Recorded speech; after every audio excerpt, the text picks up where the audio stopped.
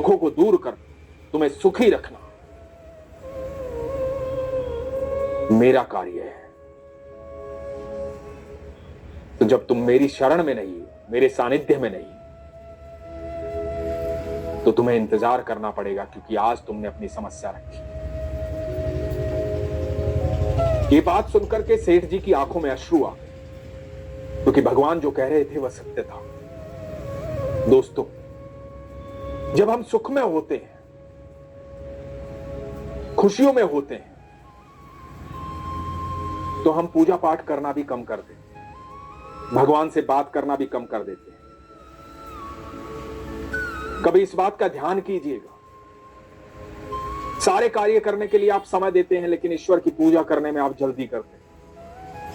जल्दी जल्दी भगवान पर जल चढ़ाएंगे, जल्दी जल्दी भोग लगाएंगे, जल्दी जल्दी पूजा पाठ करेंगे। नोटों की गड्डी गिननी हो तो पूरा ध्यान नोटों में रहेगा,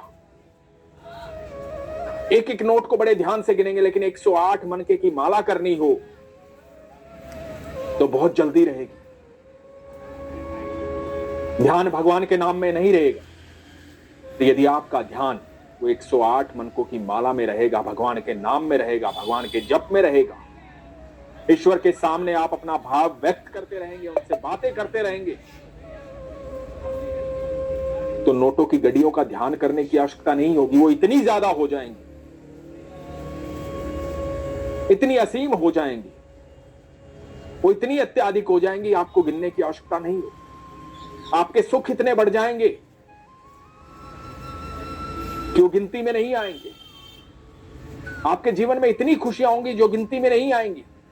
दुख दूर दूर तक नहीं होगा। तो हर समस्या का निवारण पता क्या है?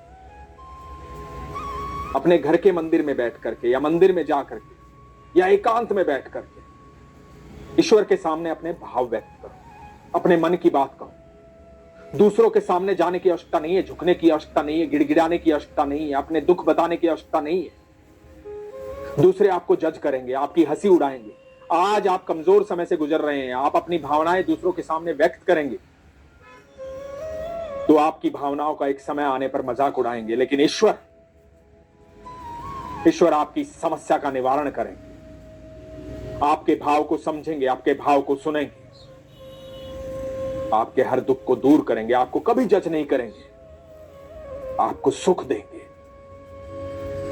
आपके जीवन में खुशियां देंगे, आपकी सारी समस्याओं का समाधान करेंगे। तो विश्वास के साथ ईश्वर के सामने बैठिए और सारी समस्याएं उनको कह डालिए। अपने जीवन के सुख और दुख उनके साथ साझा कीजिए, उनके साथ बैठ करके उनसे बातें कीजिए। यही सबसे बड़ी आस्था है, सबसे बड़ा विश्वास है, सबसे बड़ा कर्म है। जिसने जीवन दिया है उसको जीवन के कुछ पल दीजिए, फिर देखिए आपका जीवन चमत्कारों से परिपूर्ण हो जाएगा, खुशियों से परिपूर्ण हो जाएगा, हर दुख का निवारण हो जाएगा। लेकिन इसके लिए विश्वास की आवश्यकता है। इसलिए हमेशा कहता हूं, अपने विश्वास को मजबूत रखिए, अपना ख्याल रखिए। हरे कृष्ण।